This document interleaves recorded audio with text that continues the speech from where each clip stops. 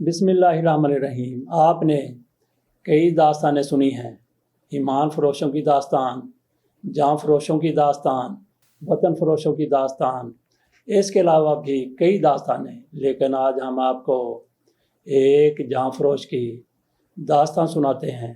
اس نے کس طرح سے اصول پسندی کا مظاہرہ کیا، لیکن حتمی فیصلہ کرتے ہوئے، آخری فیصلہ کرتے ہوئے وہ تھوڑی سی جلد بازی سے کام لے گیا۔ اگر اس نے ایسا نہ کیا ہوتا تو ہو سکتا ہے کہ آج اس کا تذکرہ نہ ہوتا ہوگا۔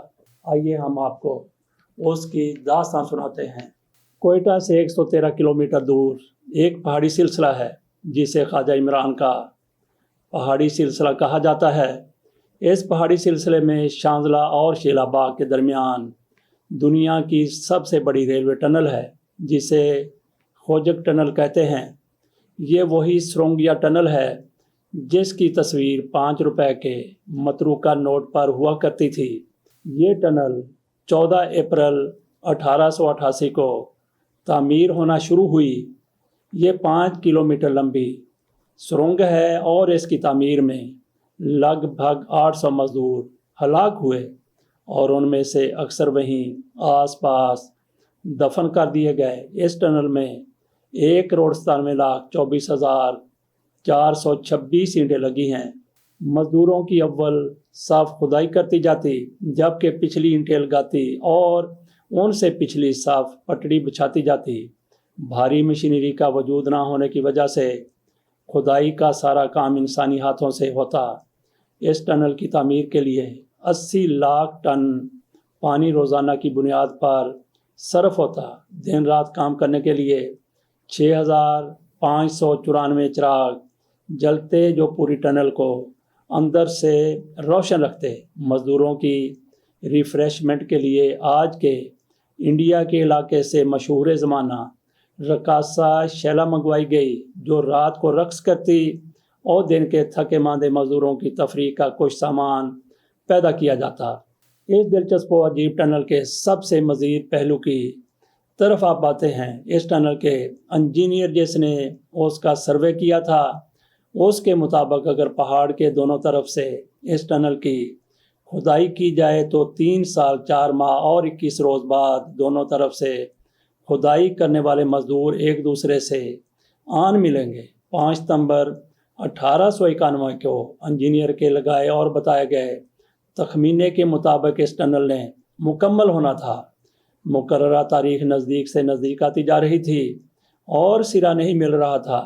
چند لوگوں نے افواہیں اڑانا شروع کر دیں کہ مزدور راستہ بھول کر راستے سے ہٹ گئے ہیں۔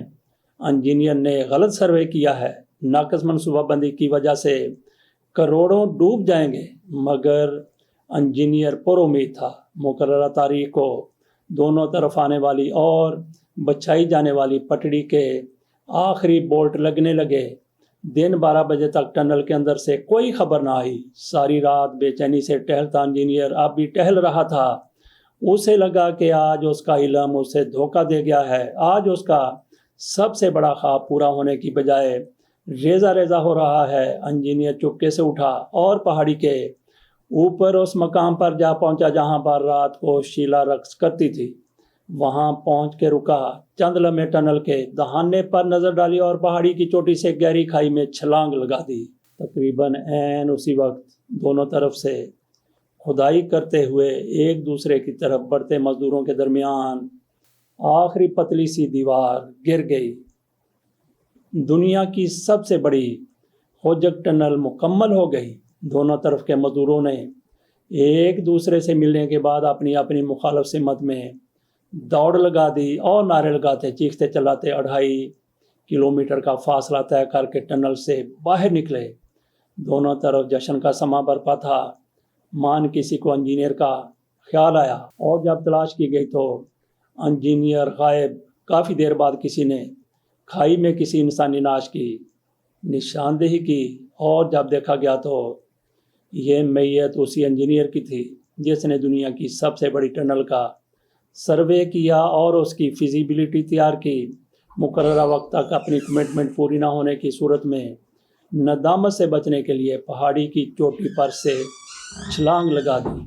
یہ انجینئر صرف اس خوف سے کہ اس کی بدنامی ہوگی اس نے اپنی جان دے دی۔